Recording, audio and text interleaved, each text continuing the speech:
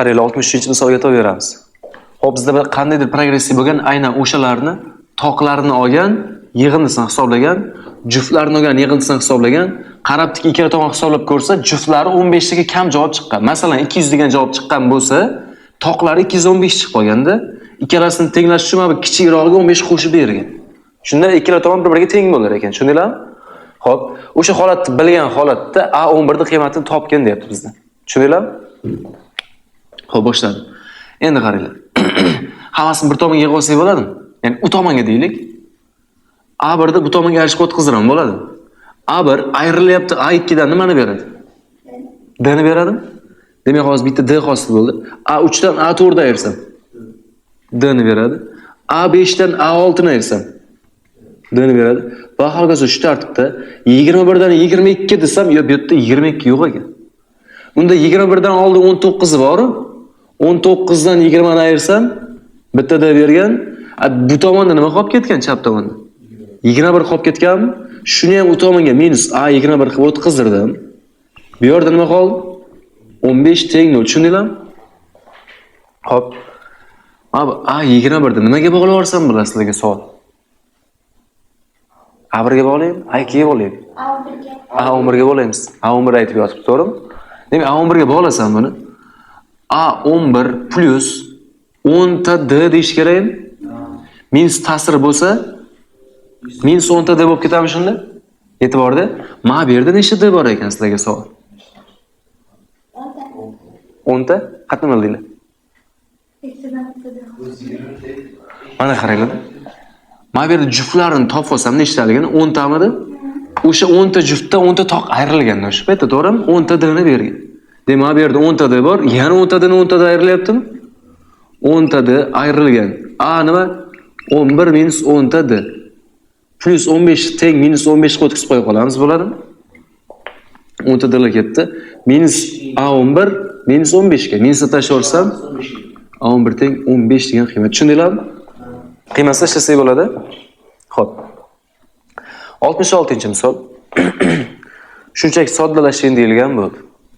Xo'p, suratida nima qilsam bo'ladi, qaranglar. A ni olib chiqib ketsak bo'ladimi? Hammasidan. A chiqib ketadigan bo'lsa, nima qoladi ichkarida? 1, 2, 3 plus va hokazo n. Arifmetik progressiya, to'g'rimi? Birinchi xat qo'shilgan oxirgi xat taqsim 2 ko'paygan xatlar soni. Tagi og'zaki qaraymiz. Kvadrat tenglamani chiziqli ko'paytirishga ajratamiz, bo'ladimi? Ikkita qavs qiladigan formulasi bor. 3 ni nima deymiz? 3 kara 1 desam, plus 2 ni berish uchun bunga minus qo'yamizmi? Demak, birinchi javob shu bo'lgan. Ikkinchi javob minus bo'lgan. Uni chiziqli ko'paytirishga ajratamiz. Qanday desa, a minus, ya'ni x minus x1, to'g'rimi? X minus x2 desam, plus 1 bo'lib ketadi. Ayrilgan 3a taqsim 2 n minus 3 yetib bordimi shu narsa? Xo'p. Teng. Endi qaranglar-da. Mana 2 ni pastga tushirib yuborsam bo'ladimi? Pastga tushgandan keyin mablag' qisqarib ketadimi? 2 pastga tushdi. Natijada mana bu yer kelib qoldi. 2 rozimisizlar, shu 2 ni o'chirib shu joyga yotsam? 2 ni o'chirdim, mana pastga tushib keldi. Bular esa qisqarib ketdi. Suratda nima qoldi? AN qoldimi? AN mahrajlar nima bo'lib qoldi? Bir xil. Suratlar ayriladimi shunda? 2n minus 3. Ketib bordimi shu narsa? Suratdan chiqib ketsa n minus 3 tagida 2n minus 3 bo'la ketdi. Natija a taqsim 2 degan ifoda bo'lar. Tushundinglarmi? Yaxshi. 68-misolda tenglamadan x toping deyilgan. Tenglamani yeching deyilgan. Qaranglar, mana bu A1, A2, A3 deb tursam bo'ladimi? X lar kelar hammasini bir chetga yig'ishtirib olamiz. Nechta x borligini hali bilmayman. Sonlar orqali topsam bo'ladimi? Sonlar qolib ketarmidi joyida? X lar hammasini bir chetga yig'ishtirib olsak, 1, 4, 7 arifmetik progressiya. Oxirgi xat mana bu, to'g'rimi? Mana birinchi xat bo'lgan shu paytida. Xatlar sonini topishga urinamiz. N teng oxirgi xatdan boshdagi xatni ayirib D ga bo'lib 1 ni qo'shardik. Hisoblasam 27, 9, 10. 10 ta son bo'lgan shu, to'g'rimi? Demak 10 ta x ham bo'lgan shu joyda. 10 ta x qo'shilgan. Shu sonlarni qo'sharsam bilan progressiya qilib. Birinchi son qo'shilgan oxirgi son taqsim 2 xatlar soni 155. Tushundinglarmi? 10 ta x mablag' qisqaradigan bo'lsa 5, 5 kare 29. Xo'p, 150 145 bo'lsa kerak. Qo'shilgan 145 teng 155. Shuni ham ko'paytirsak 145 mi? X teng 1 degan javob chiqadi. Ayirsam 10, bo'laversam 1. Tushundinglarmi? Yaxshi. Shunaqa javob bormi? Keyingi misol 69-misol. Qaranglar. Bir xil raqamlardan iborat ikki xonali sonlar yig'indisi so'ralgan. Bir xil raqamlardan iborat ikki xonali sonlar. Ikki xonalilar bir xil raqam 11 dan boshlanadi, to'g'rimi? Qolgan 13 desam bir xil raqam emas, to'g'rilar. Keyingisi 22. Keyingisi 33 va hokazo shu tartibda to'g'ri. Shular nimasi? Yig'indisi. Bo'ldi, arifmetik progressiya. Birinchi xat qo'shilgan, oxirgi xat taqsim 2 ko'paygan xatlar nechta? 1, 2, 3 va hokazo 9 ta. Qo'shsam 110 adashmasam, 110 ni 2 ga bo'lsak 55 ko'paygan 9. Hop, 9 kare 5 45, 45 49 bo'ladi. 495 degan javob. Tushundinglar? Yaxshi. Keyingi misol. 70-misol.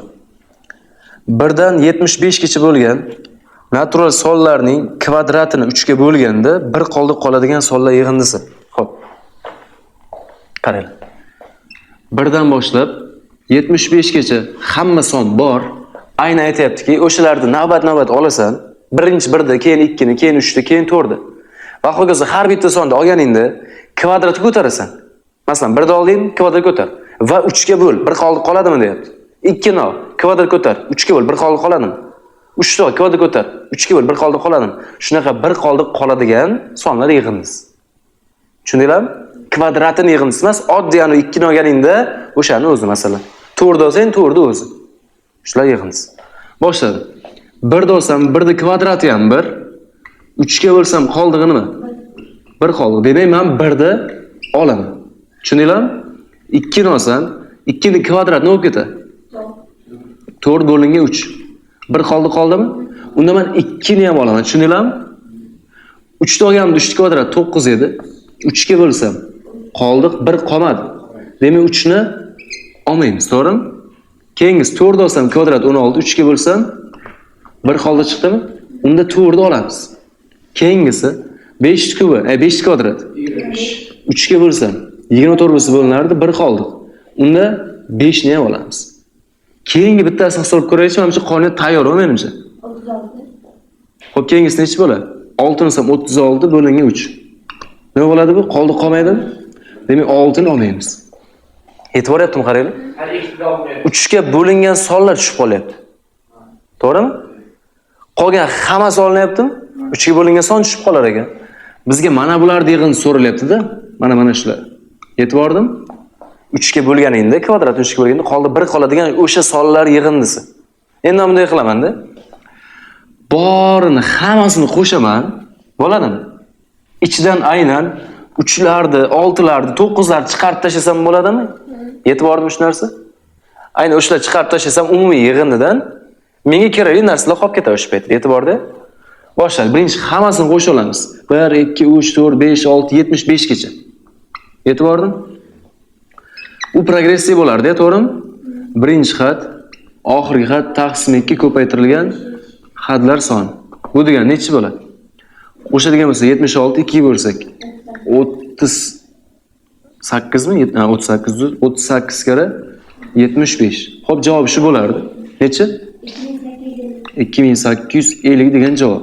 Xo'p, bizga keraksizlari 3, 6, 9 o'shalar yig'indisi ham kerak, to'g'rimi? 3 ni 6 ni qo'shib olib chiqarib tashlash kerakmi? Unda bunday qilaman. 3 ni, 6 ni, 9 ni, 12 ni va hokazo 75 ham shunaqami? Shularni o'zini alohida qo'shib olib, mana bulardan ayirib tashlayman. E'tibordim umumiysidan. Bular ham progressiya bo'ldimi? Birinchi xat qo'shilgan, oxirgi xat taqsim 2 ko'paygan xatlar soni. Og'zaki hisoblaymiz. Oxirgi xatdan boshqa xatni ayiramiz. 72. D ga bo'lamiz 3 ga. 72 ni bo'lsam 24, 1 ni qo'shsam 25. Demak, bu yerda 25 ta xat bo'lgan. Qo'shsam 78 2 ga bo'ldik. 39 ko'paytirilgan 25. Ko'paytirsa nechi bo'ladi? 975. Bu keraksizlarimizga chiqarib tashlash kerakmi? 2850 dan 975 ayirsak 2850 ayrilgan 975 nechi? 1875 degan natijaga erishamiz. Tushundinglarmi? Savol yo'q? Yaxshi yozib olamiz. Xo'p, qaraylik, 76-misolga e'tibor beramiz. Xo'p, bizda qandaydir arifmetik progressiya berilgan, aynan 60 ta xatli arifmetik progressiya bo'lgan. O'sha xatlarni juftlarini qo'shgan va toqlarini qo'shgan. Natijada juftlarini qiymati va toqlarini qiymatini solishtirganda juftlari 15 taga ko'p bo'lib chiqqan ekan. Mana qaranglar. Masalan, juftlari bilan toqlarini bir-biri bilan solishtirsa, jufti masalan 115 bo'lsa, bu 100 bo'lib qolgan ekanda. Mana bunga o'sha payt 15 qo'shib tenglashtirib olsak bo'ladi. Tushundinglar bu narsa? Xo'p, endi qaranglar. 4-xatini bergan 4,5. Ya'ni oradan 4-xatini bergan 4,5. Va bizda so'ralyaptiki, xo'p, savolda progressiyaning xatlari yig'indisi so'ralyapti. O'sha berilgan dastlabki 60 ta xat bor edi, o'shalar yig'indisi so'ralyapti. Ya'ni S60. Tushundinglarmi? Yaxshi. Endi S juft, S toq o'zi bular nima degani desa, bir yozib olaylik. S juft degani mana bular yig'indisi, to'g'rimi? Ular ham bir progressiya bo'la olarmidi juftlar ham? Toqlar ham progressiya bo'la olar, to'g'rimi? Men bularni bir qo'shmoqchiman-da. Juftlarini qo'shganda birinchi xat, oxirgi xat, to'g'rimi? Birinchi xat plus oxirgi xat taqsim 2 ko'paygan xatlar soni nechta juftlarda? 30 ta. Endi toqlarga o'tdim. Toqlarida birinchi xat qo'shilgan, oxirgi xat taqsim 2 ko'paygan toqlari ham 30 ta. Qo'shilgan 15 bormikin? Xo'p, yaxshi. Endi qaranglar-da. Mana qisqartirib olsam nima bo'ladi? 15 degan qiymat qoladi. Buni qisqartirib olsam 15 degan qiymat qoldimi? Mana bu ikkalasidan shunday 15 chiqarib, qisqartirib olsam bo'ladimi? Jami 15 ga. Bu yerda nima qoladi? A2 bilan A60, bu yerda A1 plus A59 plus 1 qolib ketadi. Tushundinglarmi? Xo'p, hammasini nima qilsam bo'ladi? 4,5 ga bog'laymiz. Uzr, 4 ga bog'laymiz. A4 ga. E'tibordim? Buni A4 ga bog'layman desam, yoki o'z qarab turinglar-da. Men bunday qilsam bo'lmaydimi? A1 bu tomonga ayirishga o'tkazinglar. A2 dan A1 ayrilsa D, A59 A60 dan ayrilsa 2 ta D mi? Teng nimaga? Mana bu yerda nima qoldi? 1 qoldimi? D teng 1 taqsim 2 ga. Bu S60 topish uchun A1 A60 taqsim 2 ko'paygan 60 bo'larmidi? Demak, A1 kerak, A60 kerak. Hammasini o'sha A1 bilan A60 ni A4 ga bog'layveramiz, bo'ladimi? Ketdi. S60 teng A1 da yozadigan joyiga nima deyman? A4 ayrilgan 3 ta D desam bo'ladimi? A4 dan 3 ta D orqaga qaytib kelsa, A1 ga yetib keladi. 60 gacha A4 plus 56 ta da yurib borsa 60 ga yetib keladi. Taqsim 2 ko'paygan 60. Tushundinglarmi? Yaxshi. A4lardan 2 ta A4. Tushundinglarmi shu narsani? 2 ta A4 degan 4,5 ni 2 ko'paytirish, ya'ni 9 qo'shilgan. Nechi bo'ldi? -3 plus 56. 53 ta D. Shunaqami? 53 ta D ga ko'paytirishga D'imiz yarimmi? 53 ni yarim ko'paytiradigan bo'lsa, ya'ni 53 ni 2 ga bo'lish degani 31,5 bo'ladimi? Shunaqa bo'lsa kerak. Yo'q, uzr, 26,5 mi? Shunaqa bo'ladi. 26,5 mi? Tagida 2 ko'paytirilgan 60. Tushundinglarmi? Bular qisqartirib olsam 9 ni qo'shdik. 35 yarim ko'paytirilgan 30 bo'ladimi? Natija 1065 degan natijaga erishamiz. Tushundinglarmi? Savol yo'q hech kimda. Yaxshi. 79-misol. Agar arifmetik progressiyaning dastlabki enti xat yig'indisining umumiy formulasi shu bo'lsa, ya'ni endi o'rniga 1 tanlasang yoki bo'lmasa 5 tanlasang, o'sha S topib beradi. Tushunarlimi? Endi o'rniga 5 tanla, masalan S5 qiymatini topib beradi. 8 tanla S8 qiymatini topib beradi. O'zi qanaqadir progressiyani. Tushundinglarmi? Qanaqadir progressiya bo'lsa, o'shani umumiy formulasi qilib bergan ekanmiz-da. Va biz aytayaptiki, umumiy xadi formulasini topgan deyapti. umumiy xat. Nima degani? Umumiy xat degani a n ni umumiy bir qanaqadir formulasini keltirib berishimiz kerak ekan. Tushundinglarmi? Bular bizga s n ni umumiy formulasini keltirgani, shu yordamida a n ni formulasini keltirish kerak. Yetib bordim? Xo'p, o'zi a n degani a1 plus n minus 1 d midi? Bo'ldi. A1 ni olib kelib qo'yish kerak va D ni olib kelib qo'yish kerak shu joyga. Yetib bordim? A1 ni S'lar orqali topsak bo'ladi. Nima qilish kerak? S2 dan uzr. O'z S1 degani A1 bo'lmaydimi? S1 degani A1 degan bo'lardi, to'g'rimi? S2 desa A1 plus A2 derdik. Bu degani S1 A1 ga teng. Bo'ldi, mana bu yerga nima qo'yamiz? 1 qo'ysak S1 bo'ladimi? 1 qo'ydim hisob. 1 taqsim 2. 0,5 dan ayiramiz. 1 qo'ysam 3. Minus 5 taqsim 2 bo'ladi. S1imiz shunga teng, ya'ni A1imiz shunga teng. Xo'p, endi keyingiz. Nechi kerak bizga? D kerakmi? D ni topish uchun S2 ham kerak. S2 dan S1 da ayirsam, nimani beradi? A2 ni beradimi? A2 ni topganimizdan keyin A2 dan A1 da ayirsam D ni beradi, to'g'rimi shu paytida? Bo'ldi. S2 degani A1 plus A2. Xo'p, undan ko'ra mana bu yerga nima qilamiz? 2 ni qo'ysam yetadimi? S2 ni keltirib beradimi? S2 ni mana bu yerga qo'ysak ham bo'lar ekan. 2 qo'ydim. 2 ni go'da 4, 2 ga bo'ldim 2. 2 qo'ydim 6. Xo'p, 2 dan ayiramiz 6 ni minus 4 mi? Bo'ldi. Minus 4 dan ayiramiz minus 2,5 ni. Minus 2,5 deganimi bu? Ayirsak minus 1,5 degan D ni qiymati kelib chiqadi, to'g'rimi? Uzr. A2 ni qiymati kelib chiqadi. To'g'rimi? S2 dan S1 da ayiryapmiz-ku. A2 ni qiymatini berdi. Xo'p, endi A2 dan A1 da ayirsam D ni qiymatini beradi. A2miz minus 1,5 dan ayiramiz A1imiz. Minus 2,5 ni. Bu degani plus bo'lib ketsa 1 degan javob chiqarmikin? Bo'ldi. O'rniga borib qo'ydim. A1im. A1imiz nimaga teng edi? Minus 2,5 ga umumiy formani keltirish boshladim. Teng. A1 o'rniga minus 5 taqsim 2 qo'shilgan n minus 1 d. D'imiz 1 ga teng. Yozmasam bo'laverami? Shunday qavs o'chiraversam bo'lar ekan, to'g'rimi? Umumiy formula shu bo'lib qoldi, sal chiroyli qilib qo'yamiz. Xo'p, umumiy xaraj 2 bersak bo'ladimi hammasiga? Bu yerda nima qilingan ekan? Variantda. Xo'p, umumiy xaraj berganmi kim?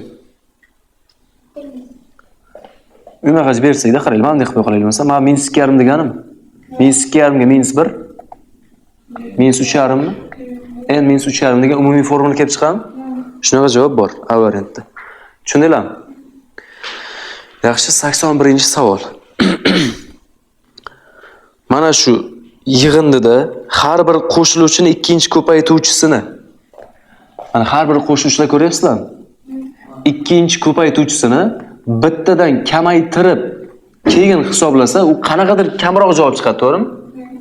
Oldingi javobga qaraganda keyingi javob qanchaga kamayib qoldi deyapti. Yetib bordim. Masalan, 200 chiqib turgan bo'lsa, hozirgisi, keyingisi 170 chiqsin. Nechtaga kamaydi? 30 ga qatdan bildinglar? Ya'ni mana buni javobidan nima qildik? Mana tagidagi chiqadigan x javobini ayirish kerakmi? Mana shunda to'g'ridan to'g'ri javobga yetib boramiz, to'g'rimi? U chiqib turgan javobdan x ayiradigan bo'lsak. Xo'p. Mana x degani o'zi nima? Bitta ko'raylik-da. 1 kira 3 bo'lib qoladi, ikkinchi ko'paytirishni bittaga kamaytirsa. Bittaga kamaytirsa. Buni ham bittaga kamaytirsa. Shu tartibda buni ham bittaga kamaytirsa. Tushundinglarmi shu narsani? Ikkovini sistema qilib ayiraversak bo'ladi. A-2 to'g'ridan to'g'ri javobga yetib boramiz hozir. Ya'ni bularni ayirayotgan paytim birlarni chiqarib ketsam 4-3 bo'lib qoladi. Yetib bordim? Keyingisi 2larni chiqarib ketsam 8-7, 3larni chiqarib ketsam 12-11. Va hokazo shu tartibda 20 lar chiqarib ketsam 80-79 va u nimaga teng? A-x ga. Tushundinglarmi? Qavsich hammasi birmi? 1 qo'shilgan 2 qo'shilgan 3 va hokazo 20 teng A-x ga. Progressiya. Birinchi xat qo'shilgan oxirgi xat taqsim 2 xatlar soni teng A-x. Xo'p, bular qisqarib ketsa 10 21 kara 10'imiz 210. Tushundinglarmi? Demak, farq 210 taga o'zgarib qolar ekan. Biz uni qanaqadir to'liq hisoblamadik, to'g'rimi? Shunchaki farqini sirasiga topib oldik. Xo'p. 84-misol shunchaki soddalashtiring deyilgan bo'ldi. Bundan oldingi misollarda mana bu joyini eslasanglar ko'rdik, to'g'rimi? O'sha joydan foydalanib ketaman. Bir xil shu narsadan foydalanib ketaman. Buni javobi, xo'p, buni javobi chiqdiki, a n taqsim 2 n minus 3 degan javob chiqqan edi. Boya hisob kitobimizda. Biz faqat mana bu joyni soddalashtirib, shundan ayirsak bo'ldi-da. Tushundinglarmi? Yaxshi. Mana buni o'zini alohida soddalashtiramiz, bitta ish qilib bo'ladimi? Qaranglar. Mana bunga bitta ildiz qo'yib kvadrat qo'ysam bo'ladimi? To'g'rimi? Shuni o'zgarmaydi. Ildizlarni qirqorsak ham bo'ladi. Ildizda A, ildizda B deb. Tushundinglarmi? Ikkalasida ildizda A paydo bo'lib qoldimi? Bunda ikkita, bunda bitta. Bittasini chiqarib ketamiz, to'g'rimi? Yoki o'z turishga yo'qach beraversak ham bo'lar ekan. Chiroyli narsa ham bo'lib turgan ekan. Nima qilamiz bo'lmasa? Yo'qach beraveramizmi? Xo'p, oldingi holatda A bo'lib turgan edi, xo'p. Nimadir bo'lib qolar. Hozir xuddi yaxshi edi desam, balki bu ham yaxshi edi bo'lib qolar. Uyma haj berdik bunga, ya'ni A qo'shilgan ildizda A bo'ladi. A bilan bu ko'payishi kerakmi? A ko'paytirilgan ildizda A, ildizda B deb yuborsam bo'ladimi? Bu bilan bular ko'paysa, oddiy A B bo'lib qoladimi? Minus yonida A B mahraji. Endi xuddi boyaga qilgan ishim. Ildizda A, to'g'rimi? Ildizda A, ildizda B midi? Mana bu holatda. Ildizda A'ni olib chiqib ketamiz. Nima qoladi? Ildizda A plus ildizda B qoldimi? Bo'lishni ko'paytirish qilsam aylanadimi? Bunga qaranglar. Bitta ildiz qo'yib, kvadratlar qo'ysam hech nima o'zgarmaydi, to'g'rimi? O'sha A, o'sha B ni qaytaradi. Natijada A kvadrat minus B kvadrat. Ildizda A minus ildizda B, ildizda A plus ildizda B degan qiymat berdi. Bulardan xuddi mana bunga o'xshatib nima qilamiz? Ildiz qo'yib kvadrat qo'ysang, ildizlarni alohida qirq olsang, ildizda B'lar chiqarib ketamiz, bo'ladimi? Ildizda ikkisi ham bor. B'lar chiqib ketsa, ildizda A qoladi, ayrilgan ildizda B qoladi. Minus bilan minus ketdi, plus bilan plus ketdi, ildizda B bilan. Xo'p, qisqaradigan narsa bormi ekan? Hozir to'xtab tursinchi bu. A bilan ketar ekan, o'zi qaranglar. Suratda faqat shu narsa qoldimi? A buni B'si bilan bu ketar ekan. Ildizlar bilan ildizlar ketar ekan. Nima qoldi? A taqsim 2 degan ifoda qoldi. Tushundinglarmi? Mana buni ayirib qo'yish kerakmi shuni? A n taqsim 2 n minus 3 dan ayiramiz A taqsim 2 ni. Uy mahraj bunga n minus 3 berish kerakmi? Natijada 2 n minus 3 A n ayrilgan minus A n bo'lib qoladi yana plus 3 a. Nimaga plus dedim? Ma'lumot ta'sir bo'lib ketdimi? Bular ketdi. 3a taqsim 2n minus 3 degan javobga erishamiz. Tushundinglarmi? Savollar hech kimda. Xo'p, demak, xudo xolisa sizlar to'liq shu misollarni hammasini ishlab kelasizlar. Yozib olamiz.